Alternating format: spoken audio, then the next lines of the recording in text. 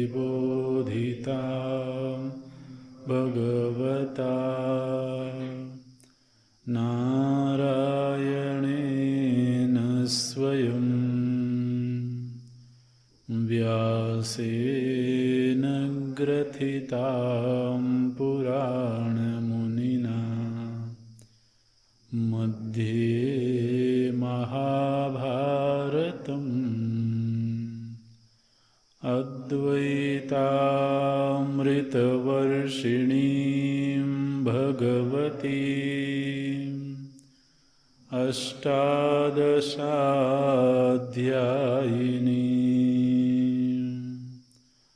अम्ब त्वामनुसन्दधामि भगवद्गीते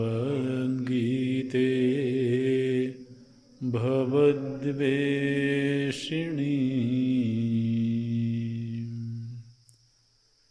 नमोऽस्तु ते व्यासविशालबुद्धे फुल्लारविन्दायतपत्रनेत्र येन त्वया भारततैलपूर्णः प्रज्वालितो ज्ञानमय प्रदीपः प्रपन्नपारिजाताय स्तोत्रवेत्रैकपाणये ज्ञानमुद्राय कृष्णाय गीतामृतदुहे नमः। सर्वोपनिषदो गावो दुग्धा गोपालनन्दना पार्थो वत्सः सुधीर्भोक्ता दुग्धं गीतामृतं महत्। वसुदेवसुतं देवं कंसचाणूरमर्दनं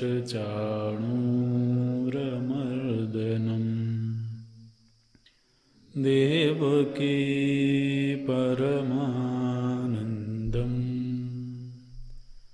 कृष्णं वन्दे जगद्गुरुम्। कृष्णं वन्दे जगद्गुरुम्। द्वितीय अध्याय का आरंभ से पाठ करेंगे। ओम श्री परमात्मने नमः। अथ द्वितीयोऽध्यायः। संजय उवाच तं तथा कृपयाविष्टम् अश्रुपूर्णाकुलेक्षणं विषीदन्तमिदं वाक्यम् उवाच मधुसूदनः। श्रीभगवानुवाच कुतस्त्वाकश्मलमिदं विषमे समुपस्थितम् अनार्यजुष्टमस्वर्ग्यम् अकीर्तिकरमर्जुन। क्लैव्यमास्मगमः पार्थ नैतत्त्वय्युपपद्यते। क्षुद्रं हृदय दौर्बल्यं त्यक्त्वोत्तिष्ठ परं तप। अर्जुन उवाच कथं भीष्ममहं संख्ये द्रोणं च मधुसूदन। इषुभिः प्रतियोत्स्यामि पूजार्हावरिसूदन। गुरून् हत्वा हि महानुभावान् श्रेयो भोक्तुं भैक्ष्यमपीह लोके हत्वार्थकामांस्तु गुरूनिहैव भुञ्जीय भोगान् रुधिरप्रदिग्धान् न चैतद्विद्मः कतरन्नो गरीयः यद्वा जयेम यदि वा नो जयेयुः यानेव हत्वा न जिजीविषामः तेव स्थिताः प्रमुखे धार्तराष्ट्राः कार्पण्यदोषोपहतस्वभावः पृच्छामि त्वां धर्मसम्मूढचेताः यच्छ्रेयस्यान्निश्चितं ब्रूहि तन्मे शिष्यस्तेऽहं शाधि मां त्वां प्रपन्नं न हि प्रपश्यामि ममापनुद्यात् यच्छोकमुच्छोषणमिन्द्रियाणाम् अवाप्य भूमावसपत्नमृद्धं राज्यं सुराणामपि चाधिपत्यं सञ्जय उवाच एवमुक्त्वा हृषीकेशं गुडाकेशपरं तप न योत्स्यैति गोविन्दम् उक्त्वा तूष्णीं बभूवः तमुवाच हृषीकेशः प्रहसन्निव भारत सेनयोरुभयोर्मध्ये विषीदन्तमिदं वचः श्रीभगवानुवाच अशोच्यानन्वशोचस्त्वं प्रज्ञावादांश्च भाषसे गतासून गतासूंश्च नानुशोचन्ति पण्डिताः न त्वेवाहं जातु नासं न त्वं नेमे जनाधिपाः न चैव न भविष्यामः सर्वे वयमतः परं देहिनोऽस्मिन् यथा देहे कौमारं यौवनं जरा तथा देहान्तरप्राप्तिः धीरस्तत्र न मुह्यति मात्रा स्पर्शास्तु कौन्तेय शीतोष्णसुखदुःखदाः आगमापायिनो नित्याः तांस्तितिक्षस्व भारत यं हि न व्यथयन्त्येते पुरुषर्षभ समदुःखसुखं धीरं सोऽमृतत्वाय कल्पते नासतो विद्यते भावः नाभावो विद्यते सतः उभयोरपि त्वनयोस्तत्त्वदर्शिभिः अविनाशि तु तद्विद्धि येन सर्वमिदं ततं विनाशमव्ययस्यास्य न कश्चित् कर्तुमर्हति अन्तवन्त इमे देहाः नित्यस्योक्ताः शरीरिणः अनाशिनो प्रमेयस्य तस्माद्युध्यस्व भारत य एनं वेत्ति हन्तारं यश्चैनं मन्यते हतम् उभौ तौ न विजानीतः नायं हन्ति न हन्यते न जायते म्रियते वा कदाचित् नायं भूत्वा भविता वा न भूयः अजो नित्यः शाश्वतोऽयं पुराणः न हन्यते हन्यमाने शरीरे वेदाविनाशिनं नित्यं य एनमजमव्ययम्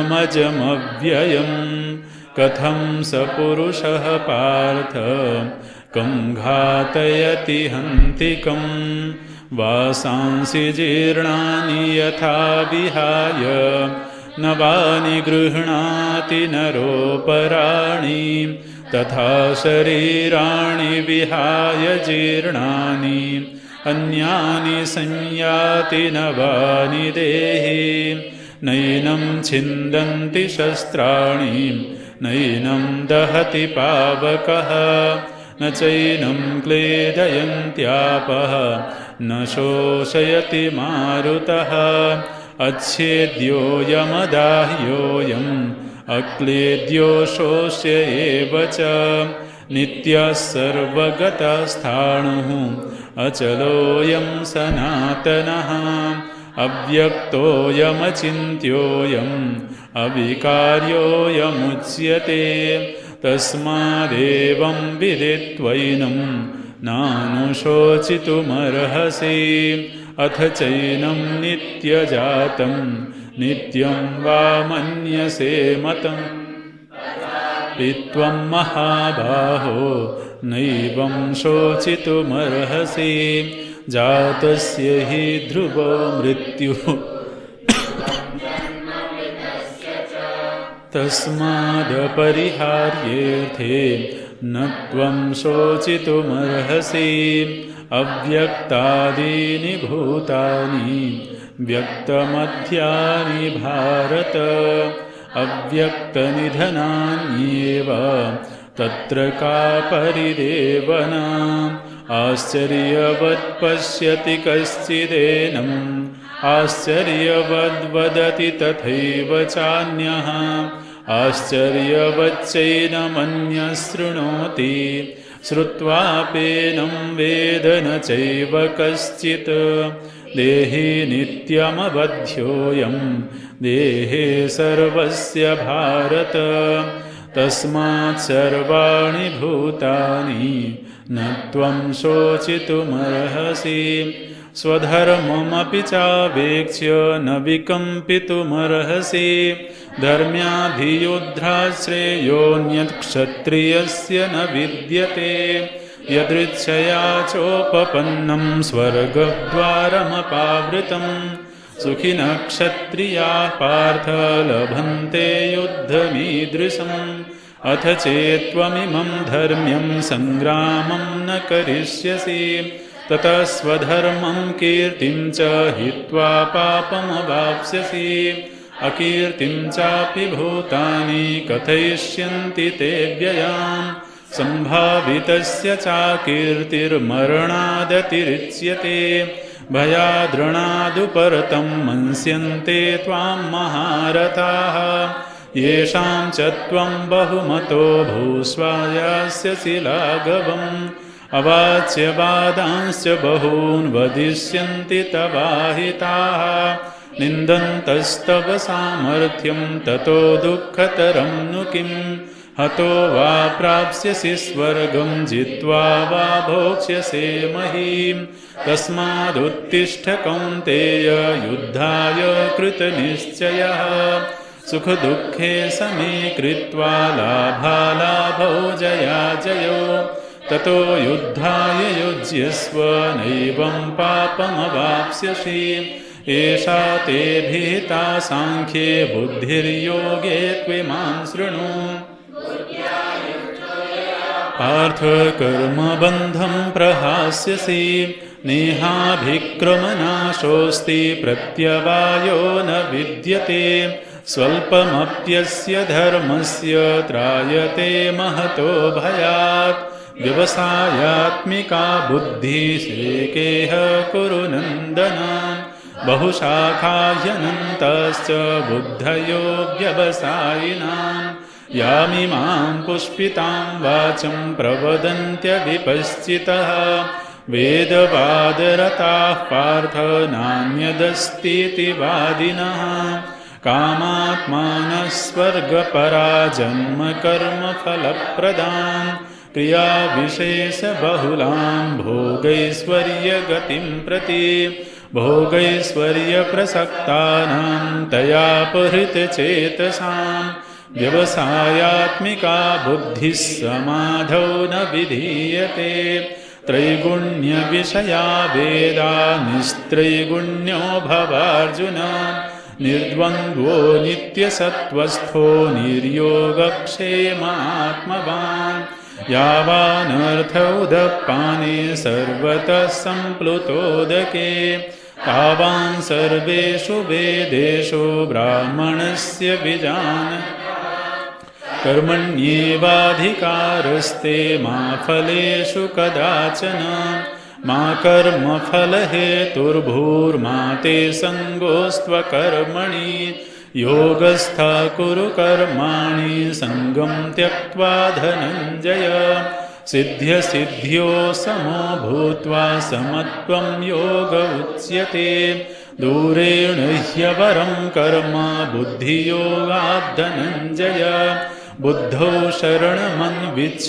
कृपणाः फलहेतवः बुद्धियुक्तो जहातीह उभे सुकृतदुष्कृते तस्माद् योगाय युज्यस्व योगः कर्मसु कौशलम् कर्मजं बुद्धियुक्ता हि फलं त्यक्त्वा मनीषिणः जन्मबन्धविनिर्मुक्ताः पदं गच्छन्त्यनामयम् यदा ते मोहकलिलं बुद्धिर्व्यतितरिष्यति तदा गन्तासि निर्वेदं श्रोतव्यस्य श्रुतस्य च श्रुतिविप्रतिपन्ना ते यदा स्थास्यति निश्चला समाधावचला बुद्धिस्तदा योगमवाप्स्यसि अर्जुनोवाच स्थितप्रज्ञस्य का भाषा समाधिस्थस्य केशव स्थितधी किं प्रभाषेत किमासीत व्रजेत किं श्रीभगवानुवाच प्रजहाति यदा कामान् सर्वान् पार्थमनोगतान् आत्मन्येवात्मना तुष्टस्थितप्रज्ञस्तदोच्यते दुःखेष्वनुद्विग्नमनाः सुखेषु विगतस्पृहः वीतरागभयक्रोधः स्थितधीर्मुनिरुच्यते यः सर्वत्रानभिस्नेहस्तत्तत्प्राप्य शुभाशुभम् नाभिनन्दति न द्वेष्टि तस्य प्रज्ञा प्रतिष्ठिता यदा संहरते चायं कूर्मोऽङ्गानीव सर्वशः इन्द्रियाणीन्द्रियार्थेभ्यस्तस्य प्रज्ञा प्रतिष्ठिता विषया विनिवर्तन्ते निराहारस्य देहिनः रसवर्जं रसोऽप्यस्य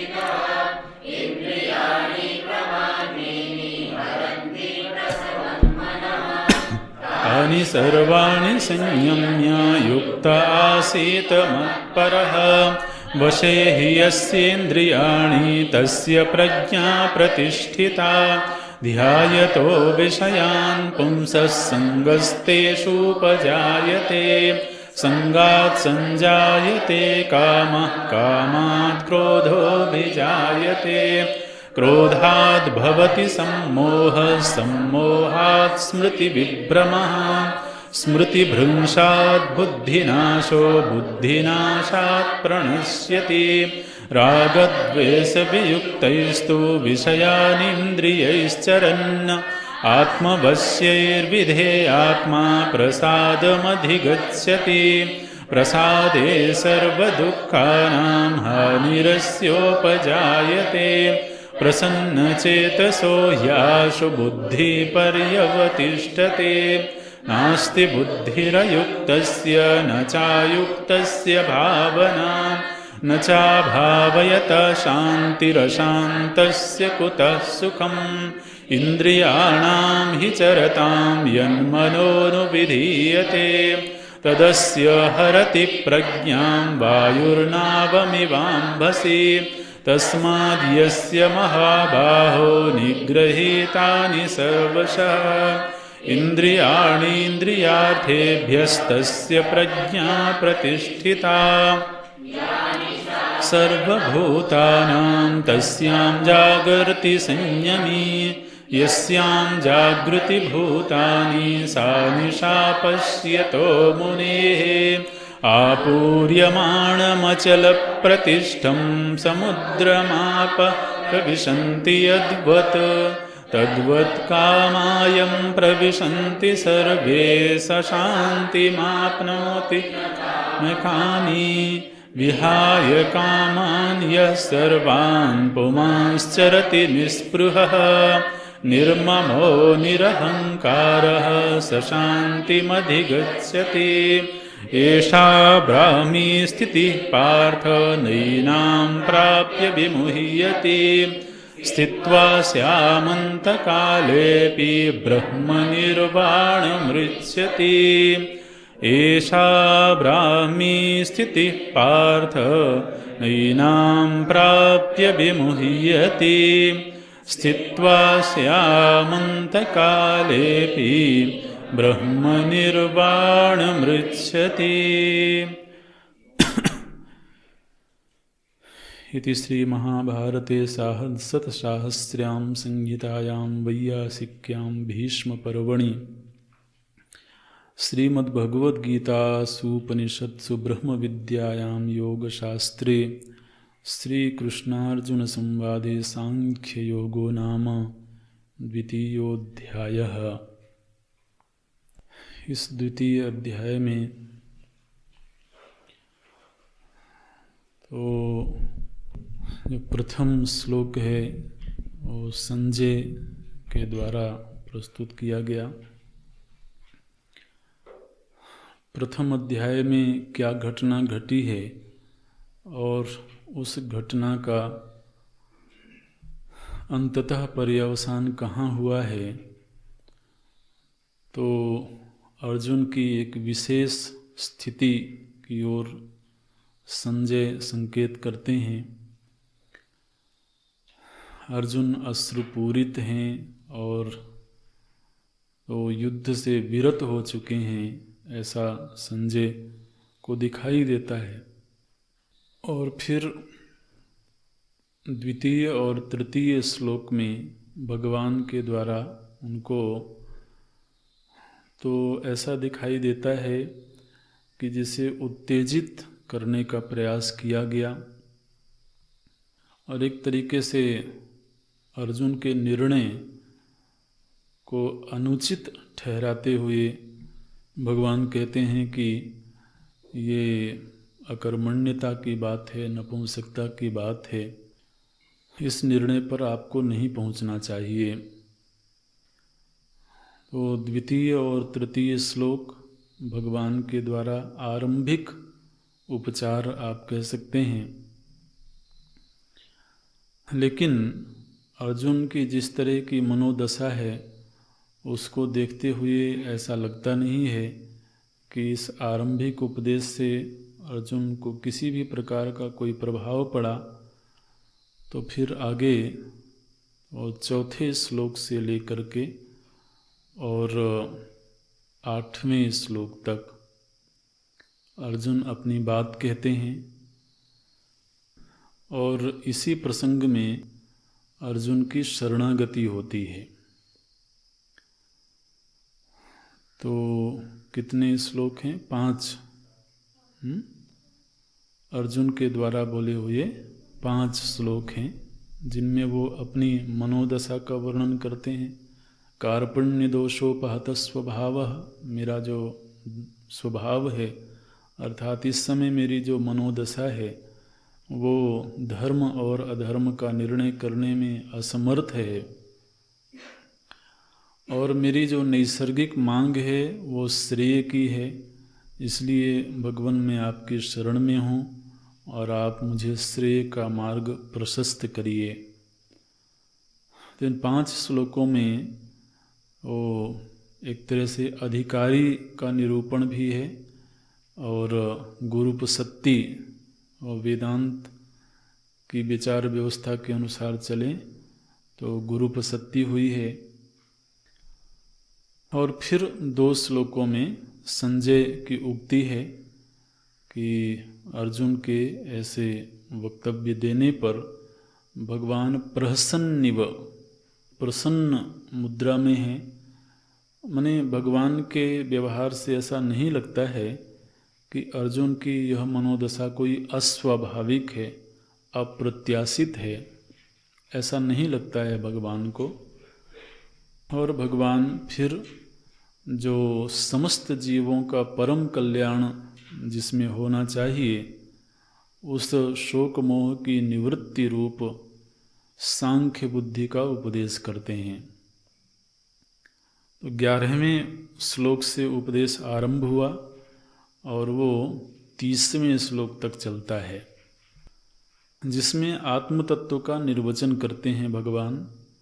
और उसमें भी मुख्य रूप से जो प्रतिज्ञा है भगवान की, वो है पंडिताः न अनुशोचन्ति। ये मुख्य प्रतिज्ञा है। और भगवान पंडित की स्थिति में तो अर्जुन को और हम सभी साधकों को ले जाना चाहते हैं। तो यहाँ से भगवान का उपदेश आरंभ हुआ। माने शोक निवृत्ति का जो अंतिम साधन है, जो साक्षात साधन है, वो आत्मा के यथार्थ का बोध है।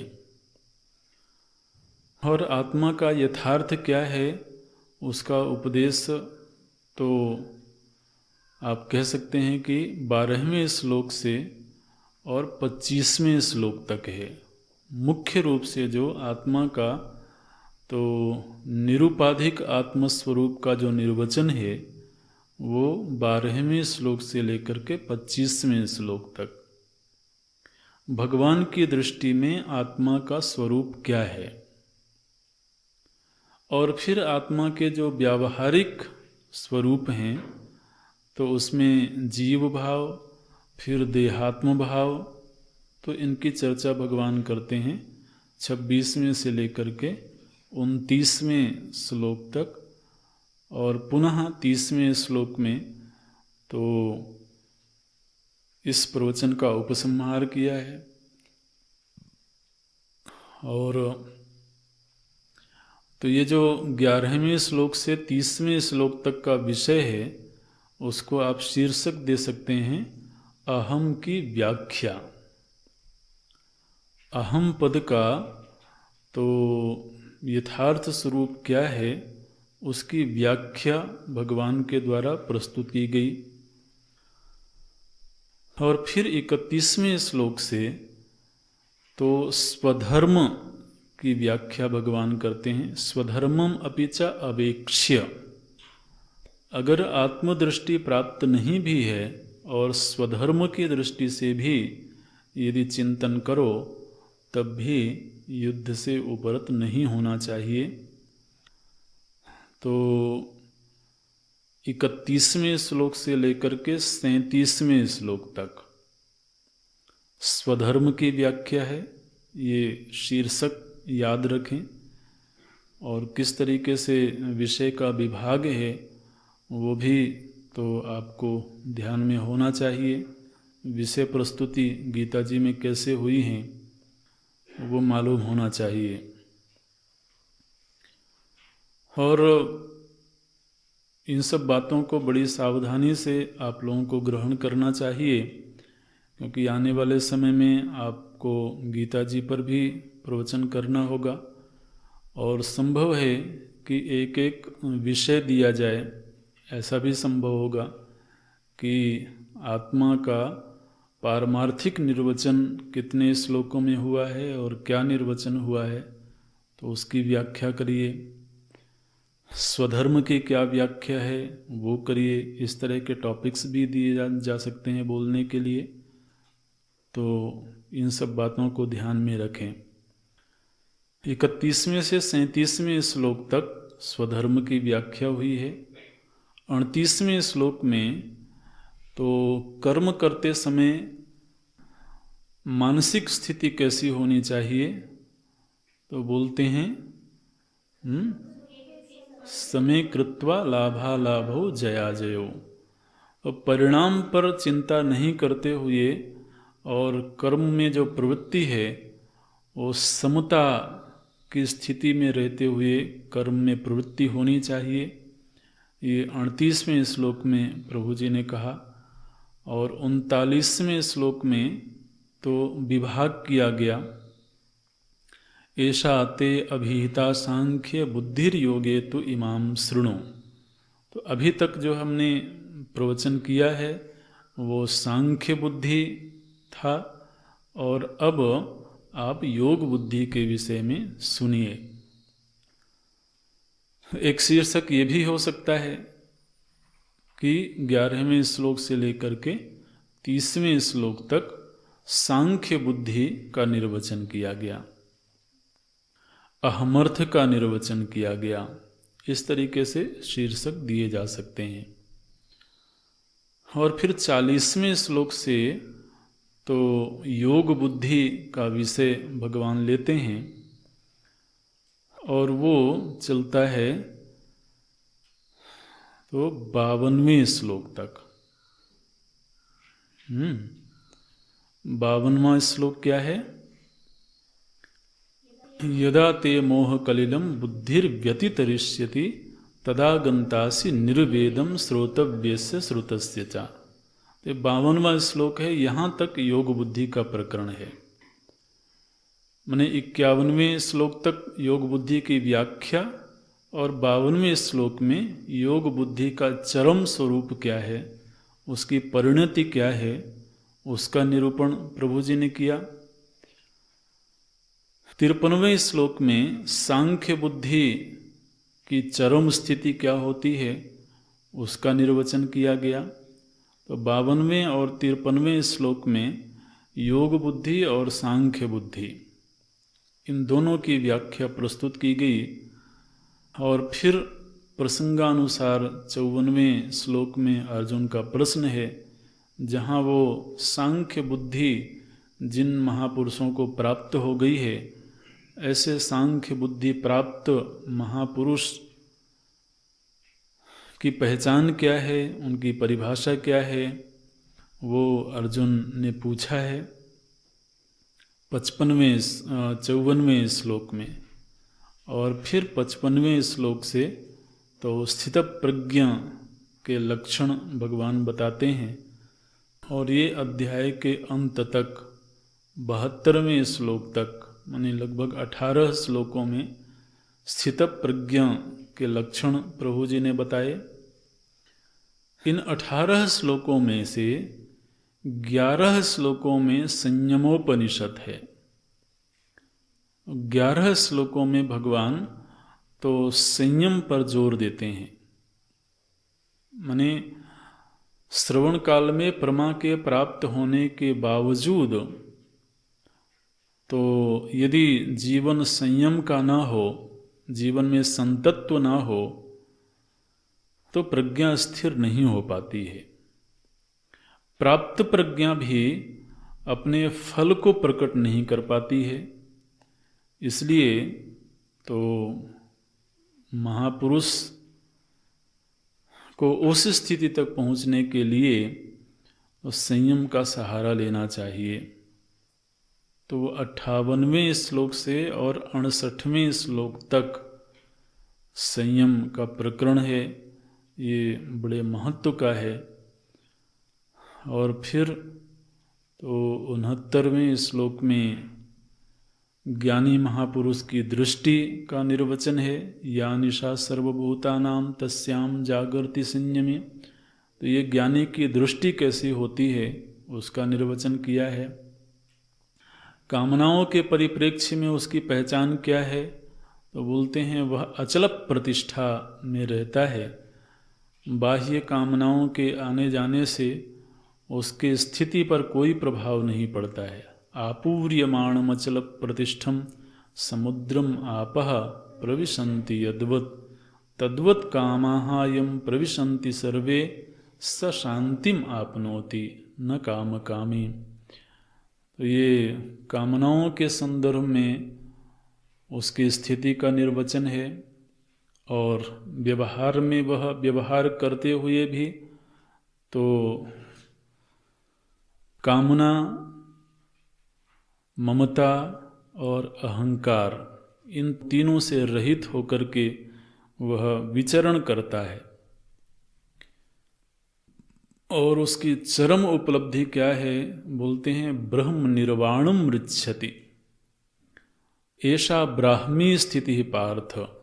पार्थ यही ब्राह्मी स्थिति है। इस तरह से आप देखें कि समस्त शास्त्रों में जिस तरीके से जीव के लिए उपदेश होना चाहिए, जिस तरह से हम अन्य शास्त्रों में पढ़ते हैं, तो उन सारे ही विषयों को प्रभु जी ने इसमें समाहित किया है, जिसमें आप 3 विभाग कर सकते हैं अगर करना चाहें तो। एक तो स्वधर्म है, फिर दूसरा योग बुद्धि और सांख्य बुद्धि। तो आप व्यवहारिक शब्दों में अगर बोलें तो धर्म, भक्ति और ज्ञान, तीनों ही विषयों को प्रभु जी ने समाहित किया। तो इसमें ऐसा कुछ भी नहीं है, कोई भी ऐसा शास्त्रीय विषय नहीं है जो प्रभु जी ने छोड़ा हो।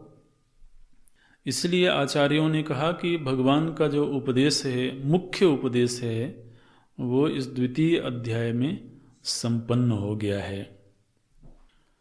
ऐसा ब्राह्मी स्थिति पार्थ। और भगवान चाहते हैं कि जीव समस्त शास्त्रों का, समस्त साधनाओं का आश्रय लेकर के अंततः ब्राह्मी स्थिति को प्राप्त करे। वो ब्राह्मी स्थिति को प्राप्त करने में चाहे जितना वक्त लग जाए, लेकिन अंततः गति ब्राह्मी स्थिति ही होनी चाहिए। तो इस तरीके से ये प्रसंग तो संपन्न हुआ। हम अगले अध्याय में प्रवेश करते हैं, कुछ श्लोकों का पाठ करेंगे, आप दोहराएंगे। ओम श्री परमात्मने नमः।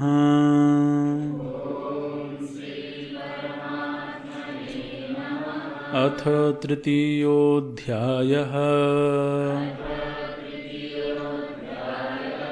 अर्जुन उवाच ज्यायसि चेत् कर्मणस्ते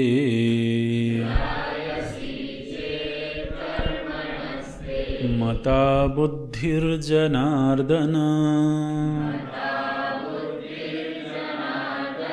तत्किं कर्मणि घोरे माम् नियोजयसि केशव। व्यामिश्रेणेव वाक्येन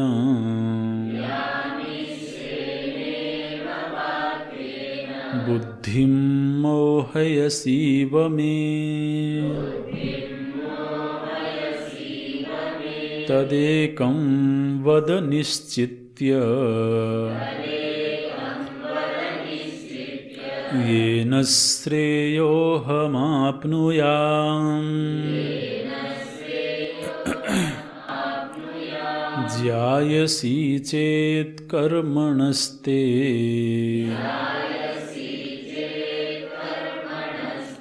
मता बुद्धिर्जनार्दन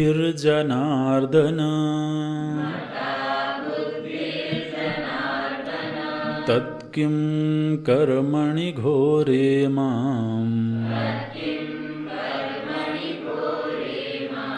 नियोजयसि केशव।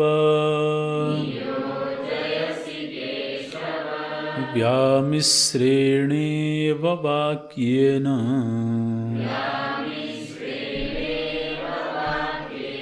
बुद्धिं मोहयसीव मे। तदेकं वद निश्चित्य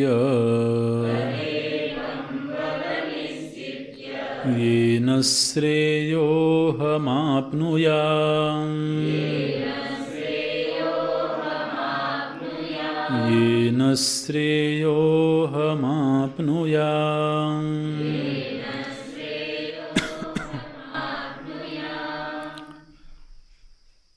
शास्त्रस्य प्रवृत्ति निवृत्ति विषयभूते द्वे बुद्धि भगवता निर्दिष्टे।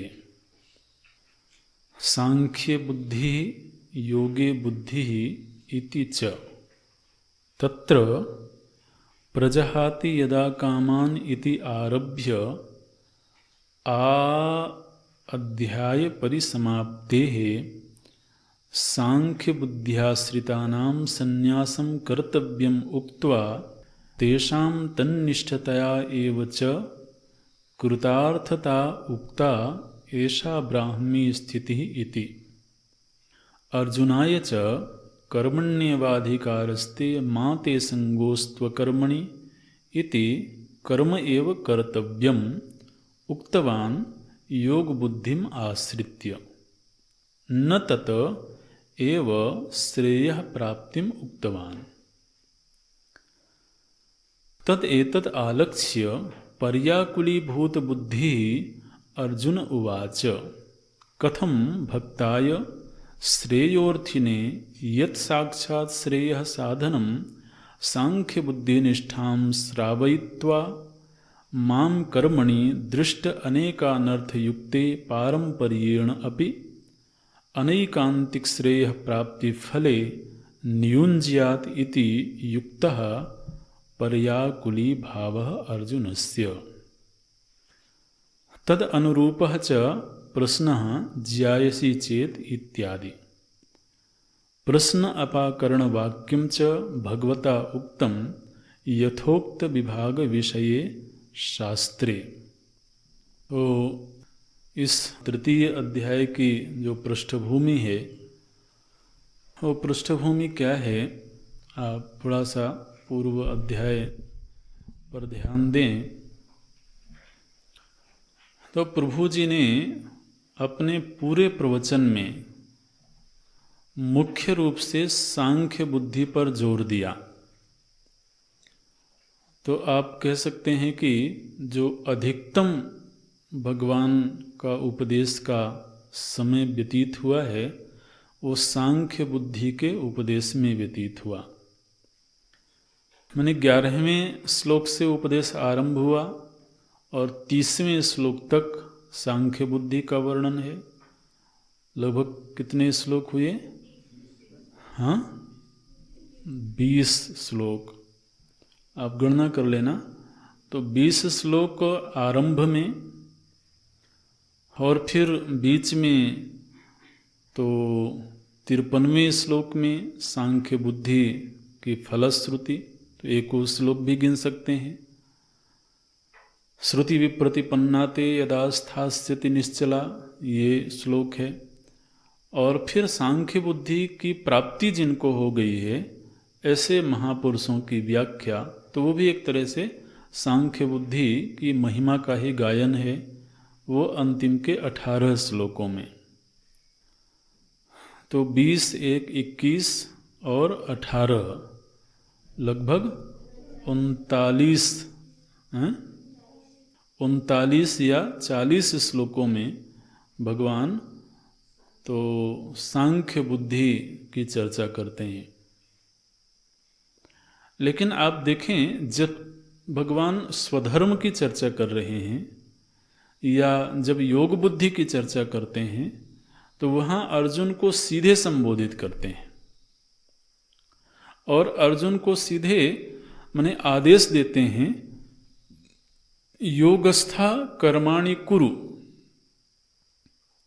एक तरह से आदेशात्मक वाक्य है। जब स्वधर्म की चर्चा करते हैं तो सीधे आदेश देते हैं, माने मध्यम पुरुष की क्रिया का प्रयोग करते हैं। तो तुम्हें ऐसा करना चाहिए, तुम ऐसा करो। ये तुम जो होता है उसको मध्यम पुरुष बोलते हैं। और वह ये जो होता है ये अन्य पुरुष या प्रथम पुरुष ऐसे भी बोला जाता है। सह, त्वम, जो त्वम होता है उसको मध्यम पुरुष की क्रिया बोली जाती है। तो जहाँ पर भी धर्म या योग विद्या का प्रसंग आया है वहाँ पर भगवान जगह जगह पर मध्यम पुरुष की क्रिया का प्रयोग करते हैं। माने सीधे अर्जुन को संबोधित करते हैं कि तुम्हें ऐसा करना चाहिए। तस्माद् युद्धाय कृत निश्चय उत्तिष्ठ, इसलिए तुम्हें युद्ध का निश्चय करके उठना चाहिए। तो सीधे अर्जुन को आदेश देते हैं, कर्माणि कुरु, योगस्था कर्माणि कुरु किंतु कर्माणि कुरु, ये आदेश है सीधे। तो भगवान के इस उपदेश में ऐसा दिखाई देता है कि भगवान सांख्य बुद्धि की महिमा गा रहे हैं, और सांख्य बुद्धि से ही श्रेय की प्राप्ति होगी, ये विधान कर रहे हैं। समाधौ अचला बुद्धि, उस समाधि में मतलब आत्म तत्व में बुद्धि अचल हो जाएगी, ये फलश्रुति सांख्य बुद्धि का बताया प्रभु जी ने। तो आप भगवान के उपदेश को अगर इस तरीके से देखें कि जब वो सार्वजनीन उपदेश करते हैं सर्वसामान्य के लिए, तो उसमें सांख्य बुद्धि की महिमा गाते हुए दिखाई देते हैं, और सांख्य बुद्धि ही तो श्रेय की प्राप्ति का साक्षात साधन है, ये भगवान बताते हैं। क्योंकि सांख्य बुद्धि के प्रकरण में ही अंतिम श्लोक आया, ऐसा ब्राह्मी स्थिति ही पार्थ। ये ब्राह्मी स्थिति सांख्य बुद्धि के लिए कहा गया।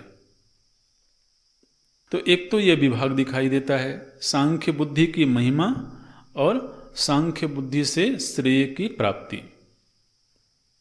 और जब अर्जुन को सीधे जब एड्रेस करते हैं, माने अर्जुन के लिए ही जब कोई बात कहना है, तो भगवान कहते हैं कि तुमको स्वधर्म का पालन करना चाहिए। और स्वधर्म का पालन करते समय योग बुद्धि का आश्रय लेना चाहिए। लेकिन योग बुद्धि से सीधे श्रेय की प्राप्ति नहीं होगी, ठीक है ना। तो ये जो भगवान की विचार व्यवस्था है, जैसे माने कोई भी आचार्य जब उपदेश करते हैं तो एक उपदेश होता है जो सार्वजनीन होता है, सभी के लिए, सर्वसामान्य के लिए उपदेश होता है। लेकिन फिर कोई व्यक्ति, कोई विद्यार्थी व्यक्तिगत रूप से आवे और वो पूछे कि मुझे क्या करना चाहिए, तो फिर उसे व्यक्तिगत रूप से आदेश दिया जाएगा कि तुम ये करो। तो इसी तरीके से भगवान के उपदेश में दो विभाग दिखाई देते हैं। जीव मात्र के शोक मोह से निवृत्ति का उपाय सांख्य बुद्धि है, और निश्चित रूप से अर्जुन के लिए भी शोक मोह से निवृत्ति का उपाय सांख्य बुद्धि ही है। अर्जुन अन्य लोगों से भिन्न नहीं है, लेकिन जब अर्जुन को एड्रेस कर रहे हैं सीधे, तो कहते हैं कि तुम स्वधर्म का पालन करो, स्वधर्म का निश्चय करके उठ खड़े हो जाओ, और कर्मणि ते अधिकारः, ते एव कर्मणि अधिकारः, इस तरीके से आदेश देते हैं। इस विचार व्यवस्था को देखते हुए अर्जुन के मन में प्रश्न उठता है। भगवान भाष्यकार संगति लगाते हैं, आप आरंभ के भाष्य की पंक्तियां देखें, तृतीय अध्याय की कुछ पंक्तियों का हमने पाठ किया है। शास्त्रस्य प्रवृत्ति निवृत्ति विषयभूते द्वे बुद्धि। समस्त शास्त्रों में हमने, हमारे जितने भी अध्यात्म शास्त्र हैं, सभी अध्यात्म शास्त्रों ने जीव मात्र को दो विभागों में रखा। शास्त्र मुख्य रूप से जीवों के ऊपर शासन करने के लिए हैं, तो जीवों को और खासतौर से मनुष्यों को दो विभागों में बांट करके देखा। कुछ मनुष्य ऐसे हैं जिनकी प्रवृत्ति में रुचि है, जिनके भीतर भी लौकिक ऐषणाएं हैं, जिनके भीतर भी विषय भोग की प्रबल वासनाएं हैं, ऐसे व्यक्ति भी हैं। और ऐसे व्यक्तियों के लिए प्रवृत्ति का मार्ग विहित है। लेकिन पूरा मानव समुदाय ऐसा नहीं है। मानव समुदाय में ही कुछ ऐसा वर्ग भी है, चाहे भले उनकी संख्या बहुत न्यून होगी, बहुत कम होगी, लेकिन कुछ लोग ऐसे भी हैं जो इन विषय भोगों से उपराम हो चुके हैं और सहज ही उनकी वृत्ति तो वैराग्य की ओर उन्मुख है। तो ऐसे जो वैराग्य उन्मुखी लोग हैं उनके लिए शास्त्र ने निवृत्ति मार्ग का विधान किया। तो शास्त्र ने ही दो मार्गों का विधान किया, एक प्रवृत्ति मार्ग का और एक निवृत्ति मार्ग का। वो अपनी ओर से नहीं किया क्योंकि दोनों तरह के मनुष्य समाज में दिखाई देते हैं, इसलिए शास्त्र केवल एक व्यक्ति के लिए नहीं हो सकता है। शास्त्र केवल निवृत्ति मार्गी के लिए नहीं हो सकता है। प्रवृत्ति मार्गी के लिए भी शास्त्र है और निवृत्ति मार्गी के लिए भी शास्त्र है। तो समस्त शास्त्रों में जिस तरह से विषय प्रस्तुति हुई है, बिल्कुल उसी का अनुकरण करते हुए भगवान भी तो प्रवृत्ति निवृत्ति विषय भूते द्वे बुद्धि भगवता निर्दिष्टे, भगवान के द्वारा दो बुद्धियों का निर्देश किया गया, सांख्य बुद्धि योग्य बुद्धि इति च। तो जो सांख्य बुद्धि है वह निवृत्ति मार्गियों के लिए है और जो योग बुद्धि है वो प्रवृत्ति मार्गियों के लिए है। किस तरीके से भगवान ने उपदेश किया है तो यहाँ पर भाष्यकार जी संकेत करते हैं, तत्र प्रजहाति यदा कामान इति आरभ्य आध्याय परिसमाप्ते है। तो प्रजहाति यदा कामान यहाँ से आरंभ करके, वैसे आरंभ तो अशोच्याननो शोचस्तुम से शुरू हुआ था, लेकिन यहाँ पर उस ज्ञानी की स्थिति का निर्वचन करते हैं जो पूरी तरीके से निवृत्ति परायण हो चुका है। तो बोलते हैं प्रजहाति यदा कामान इति आरभ्य अध्याय परिसमाप्ते, अध्याय की समाप्ति पर्यंत सांख्य बुद्ध्याश्रितानाम संन्यासम कर्तव्यम। सांख्य बुद्धि पर जो आश्रित लोग हैं उनको संन्यास ही करना चाहिए, ऐसा भगवान ने कहा है। संन्यासम कर्तव्यम उक्त्वा तेषां तन्निष्ठतया एव च कृतार्थता उक्ता। और जो सांख्य बुद्धि के प्रति निष्ठावान हो चुके हैं, जिनकी सांख्य बुद्धि में निष्ठा हो गई है, उन्हीं का जीवन कृतार्थ हो चुका है, ऐसा प्रभु जी ने कहा।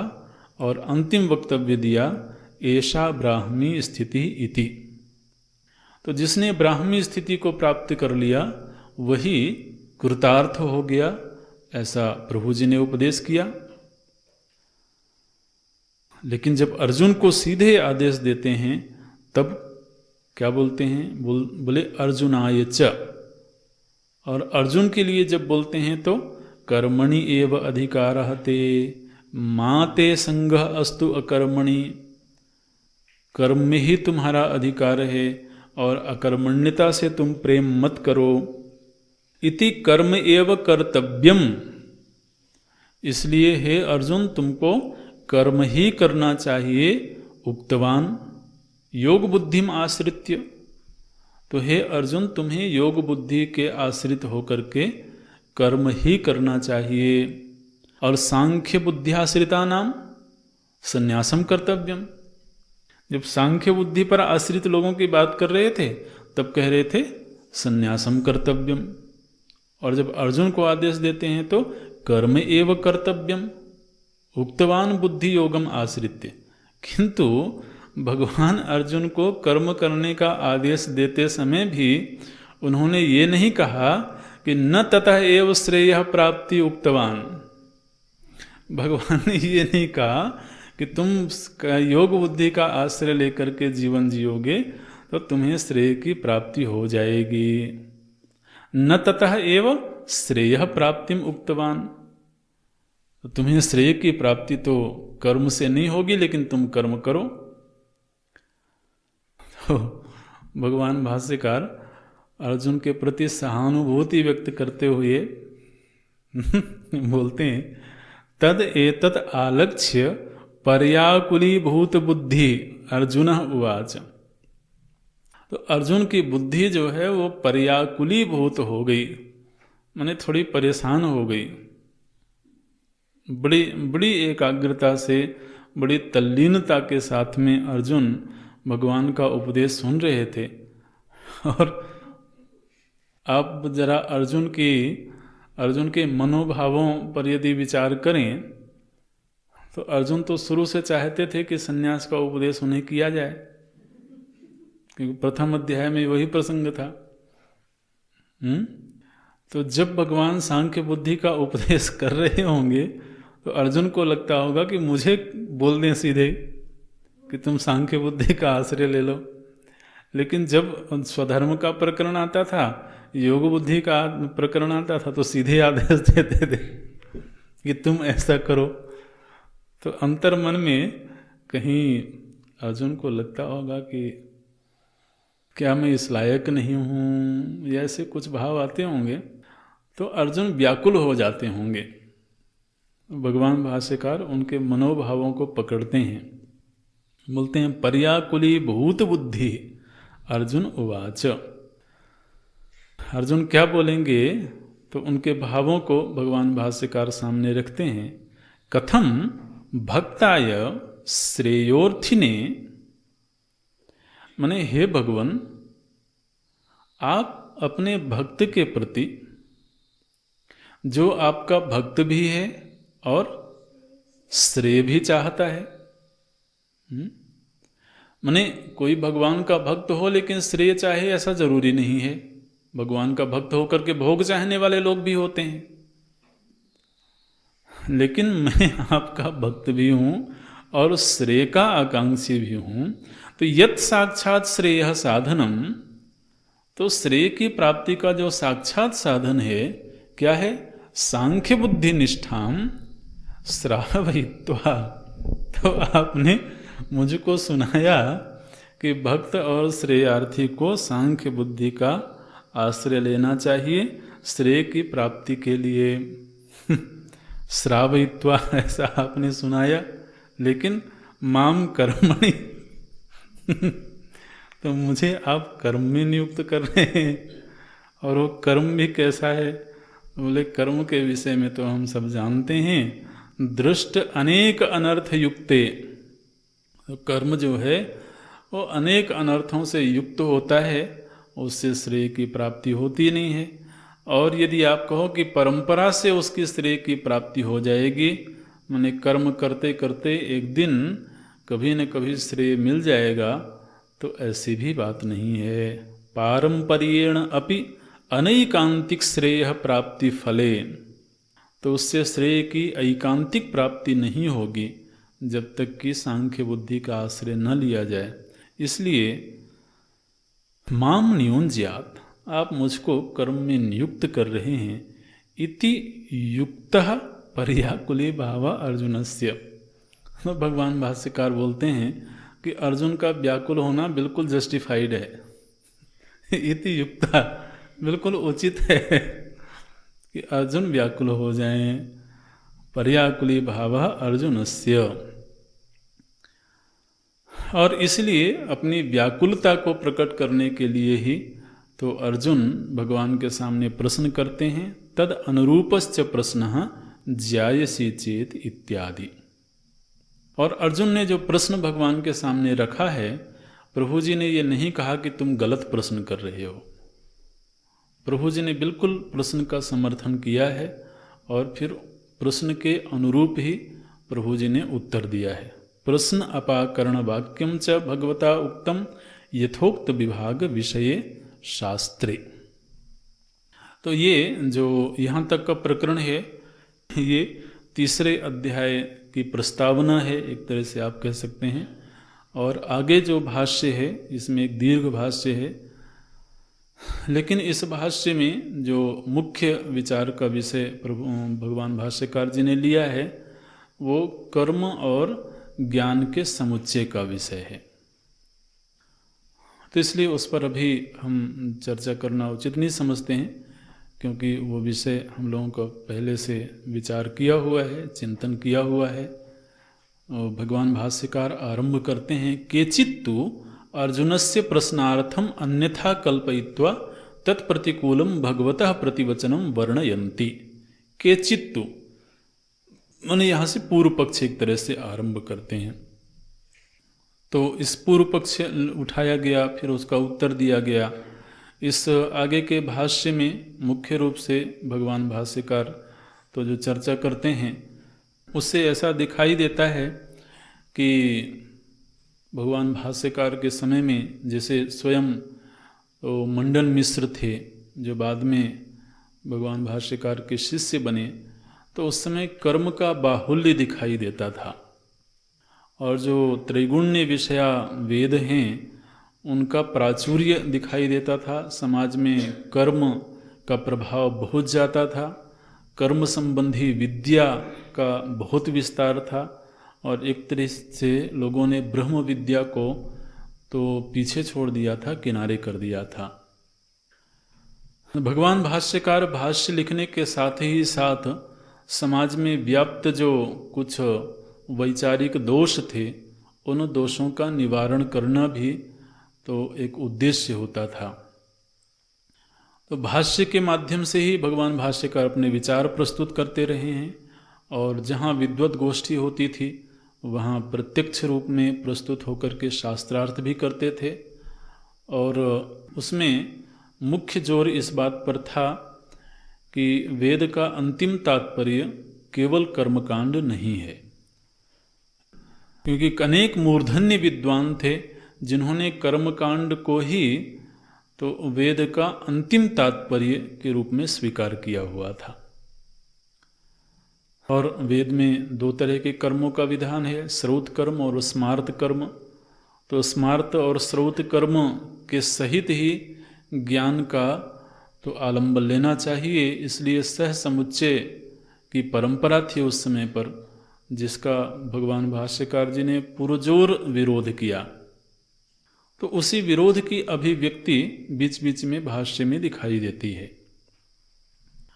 तो आप स्वतंत्र रूप से ये भाष्य पढ़ेंगे, इसका अंतिम विषय इतना ही है और बीच बीच में आपको तो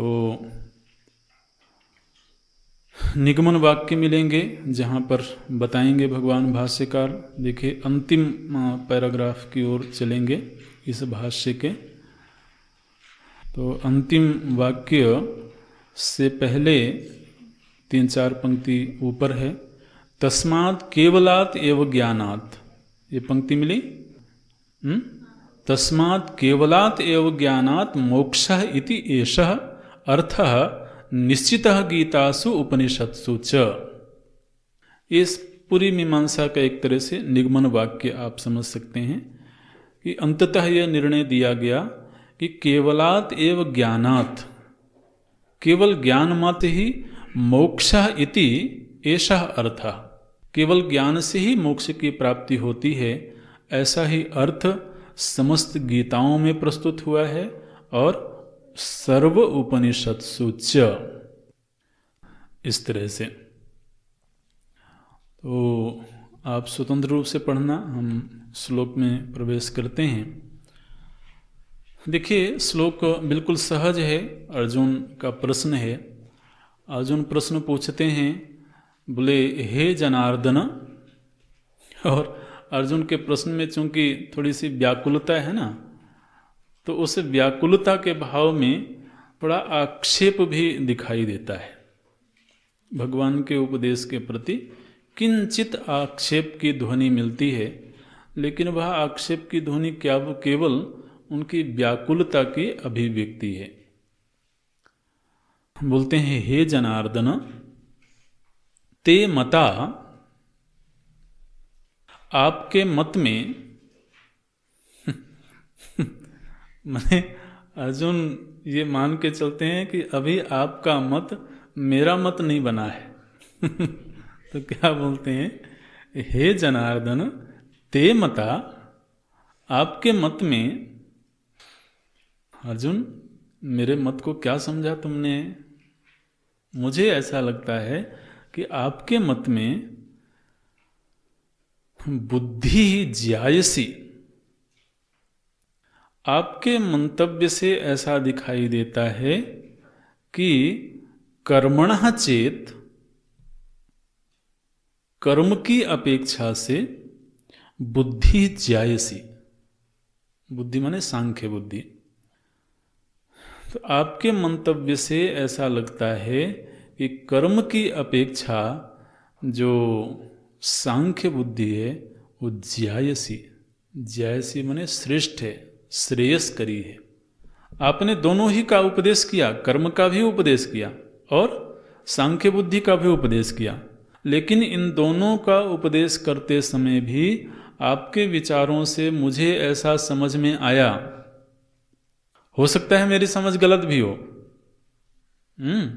लेकिन मुझे ऐसा समझ में आया कि आप कर्म की अपेक्षा सांख्य बुद्धि को श्रेष्ठ मानते हैं। ते मता, आपके मत में ऐसा मुझको लगता है। प्रभु जी ने इस पर कोई आक्षेप नहीं किया, इस वक्तव्य पर। तो भगवान यदि ऐसा है, चेत बीच में लगाया गया, चेत माने यदि तो ऐसा है जैसा मैं समझ रहा हूं, यदि ऐसा ही है तो हे केशव, दो संबोधन है एक ही श्लोक में। बोलते हैं हे केशव तत् किम घोरे कर्मणि माम नियोजयसि। तो मध्यम पुरुष की क्रिया का प्रयोग करते हैं कि फिर आप मुझे घोर कर्म में क्यों लगा रहे हो। घोर माने कर्म भी कोई साधारण कर्म होता, कोई भाई पूजा पाठ का कर्म होता, उपासना का कर्म होता, कहीं दान पुण्य का कर्म होता, तो फिर भी समझ में आता। युद्धाय कृत निश्चय, युद्ध का निश्चय करके उठो। तो एक तो कर्म में लगा रहे हैं और उसमें भी बड़े घोर कर्म में लगा रहे हैं। बोलते हैं तत्किम घोरे कर्मणि माम नियोजयसि केशव। तो ये बड़ा प्यारा संबोधन है, अपनापन दिखाई देता है कि आप तो हमारे सखा भी हैं, भाई भी हैं और अब गुरु भी हैं। तो ये केशव, जो श्रेष्ठतम होना चाहिए उसी का मुझे उपदेश करना चाहिए। तो आप श्रेष्ठ मानते तो सांख्य बुद्धि को हैं, लेकिन मुझे कहते हैं कि कर्म करो। तो ऐसा लगता है, देखिए आक्षेप क्या है, बोलते हैं लगता है आप मेरी बुद्धि को मोहित कर रहे हो। मोहयसी इव में, अगले श्लोक में देखेंगे, मैं बुद्धिम, मेरी बुद्धि को मोहयसी इव, सीधे सीधे आक्षेप नहीं करते हैं कि आप मेरी बुद्धि को मोहित कर रहे हो। बोलते हैं मोहयसी इव, मानो कि आप मेरी बुद्धि को मोहित कर रहे हैं। किस तरह से मोहित कर रहे हैं? बोले व्यामिश्रेणेव वाक्येन, मिश्रित वाक्यों को बोल करके। आप बीच बीच में सांख्य बुद्धि की प्रशंसा कर रहे थे और मुझे कर्म करने के लिए कह रहे थे। तो अपने वाक्यों को मिश्रित करके, और मेरी बुद्धि को ऐसा लगता है कि आप मोहित कर रहे हो। मोहयसी इव, इव लगा दिया, माने अर्जुन मैं अब इतनी हिम्मत नहीं कि सीधे कह दें कि नहीं आप मोहित कर रहे हो, मुझे ऐसा लगता है। भगवान भाष्यकार बिल्कुल सावधान है, 100% सतर्कता। भगवान भाष्यकार बोलते हैं, आप देखना, व्यामिश्रेणेव इव यद्यपि विविक्त अभिधायी भगवान तथापि, भगवान ने तो पृथक पृथक करके बोला है। भाई सच्ची बात है कि भगवान भाष्यकार तो भगवान के पक्ष में ही रहेंगे, इसलिए बोलते हैं कि भगवान ने तो विविक्त करके बोला है, माने पृथक पृथक करके बोला है। लेकिन अर्जुन कहते हैं मम मंद बुद्धि है, मेरी मंद बुद्धि है। मम मंद बुद्धि है व्यामिश्रम इव भगवद वाक्यम प्रतिभाति। तो भगवान का वाक्य मिश्रित सा मालूम पड़ता है। अर्जुन की बात को भगवान भाष्यकार जी ने संभाल लिया पूरी तरह से कि आपने मिश्रित करके नहीं बोला है, लेकिन मेरी बुद्धि अभी तो मंद है, इसलिए भगवद वाक्यम व्यामिश्रम इव प्रतिभाति, मिश्रित से वाक्य मुझको मालूम पड़ते हैं। तो श्लोक देखना, व्यामिश्रेण एव वाक्येन, मिश्रित वाक्यों के द्वारा हे भगवन मैं बुद्धि मोहयसी इव। तो अर्जुन, ये तो आपने आक्षेप कर दिया, लेकिन आप चाहते क्या हो? बोलते हैं भगवान मैं बिल्कुल साधारण बुद्धि का व्यक्ति हूँ, मुझको मिश्रित वाक्य समझ में नहीं आते, इसलिए आप कृपा करके तद एकम निश्चित्य वद, वद वद माने बोलिए, एकम वद, आप एक बुद्धि के विषय में मुझे कहिए, और निश्चित्य वद माने आप पहले खुद ही निश्चय कर लीजिए क्या आप मुझसे क्या करवाना चाहते हैं? मैं क्या चाहता हूं वो तो मैं पहले बता चुका हूं। यह श्रेया स्यात् निश्चितम ब्रूहि तन्मे, ये तो मैं कह चुका हूं। इसलिए तो आप निश्चय करके तद एकम वद निश्चित्य, निश्चित्य माने आप खुद पहले निश्चय करिए, आप खुद निश्चय करके और मुझे एक बुद्धि के विषय में आदेश करिए। तुम चाहते क्या हो अर्जुन? तो अर्जुन तीसरी बार अपने अभीष्ट को दोहराते हैं, ये न अहम श्रेय आपनुयाम, आप वही बुद्धि के विषय में मुझे बताइए जिससे कि मैं श्रेय को प्राप्त कर सकूं। तो मेरी जो अभीष्ट वस्तु है वो आप जानते हैं, और यहाँ पर अर्जुन ने तीसरी बार अपने वक्तव्य को दोहराया है। एक तो प्रथम अध्याय में ही अर्जुन ने बोला था, फिर शरणागति के समय पर बोला, और इस समय फिर से अर्जुन दोहराते हैं, ये न माने ये न बुद्धिया, जिस बुद्धि के द्वारा मैं श्रेय को प्राप्त कर सकूं, ऐसा ज्ञान आप मुझको प्रदान करिए। एक ही बुद्धि का निश्चय करके आप मुझको कृपा पूर्वक बताइए। तो ये अर्जुन का प्रश्न है। अर्जुन के प्रश्न की पृष्ठभूमि क्या है वो आप ध्यान में रखें। भगवान के वक्तव्य में कहीं कोई दोष नहीं है, वो विभाग स्पष्ट है, लेकिन अर्जुन को अभी, चूंकि अभी प्रथम अध्याय से बुद्धि थोड़ा सा आक्रांत है, इसलिए वो निर्णय नहीं कर पा रहे हैं कि मुझे युद्ध में प्रवृत्त होना चाहिए या सांख्य बुद्धि का आश्रय लेकर के श्रेय के मार्ग पर जाना चाहिए। भगवान इसका प्रश्न के अनुरूप ही उत्तर देते हैं, अगली कक्षा में देखेंगे।